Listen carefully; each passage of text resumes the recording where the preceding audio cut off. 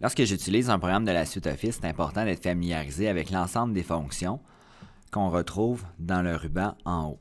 Parce que ces fonctions sont sensiblement les mêmes lorsque j'utilise soit Microsoft Word, Excel ou encore PowerPoint. Donc en haut à gauche, dans le premier onglet, celui du fichier. Donc je vais me poser la question, qu'est-ce que je veux faire avec mon fichier? Est-ce que je veux en créer un nouveau? Est-ce que je veux ouvrir un fichier déjà existant?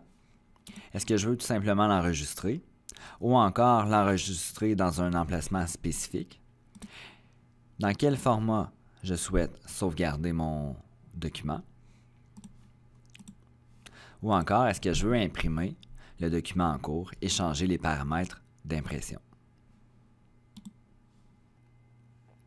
Donc, la deuxième fonction dans mon ruban de Microsoft Word, c'est l'accueil. L'accueil me permet d'utiliser la fonction presse-papier pour faire du copier-coller, pour faire du collage spécial. Est-ce que je veux reproduire la mise en forme du texte que j'ai copié d'un document ou encore d'un site web?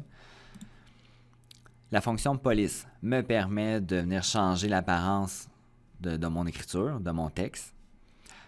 La fonction paragraphe me permet de choisir l'alignement, d'insérer des puces ou encore de venir changer l'interligne.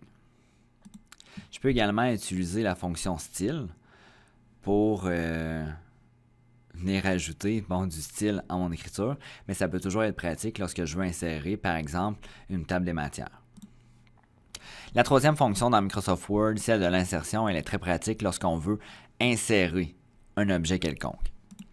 Que ce soit une page vierge, que ce soit un tableau, que ce soit une forme,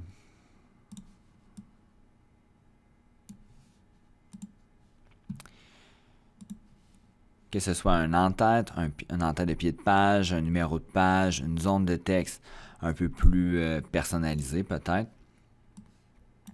ou encore lorsque je veux insérer différents symboles. La quatrième fonction dans Microsoft Word, c'est celle de la création qui me permet d'appliquer un thème, une thématique à l'ensemble de mon document. Ça peut être toujours pratique lorsque je souhaite ajouter une couleur de la page ou encore d'insérer une bordure de page avec un motif, par exemple. La cinquième fonction dans Microsoft Word, celle de la mise en page, me permet de changer les marges de mon document. Donc, je peux aller dans Marge personnalisée pour personnaliser mes marges. Ou encore de changer l'orientation de mon document. De changer le format du papier que j'utilise. Est-ce que c'est un format standard 8,5-11 ou 11 par 17 par exemple? Me permet également de diviser mon document en colonnes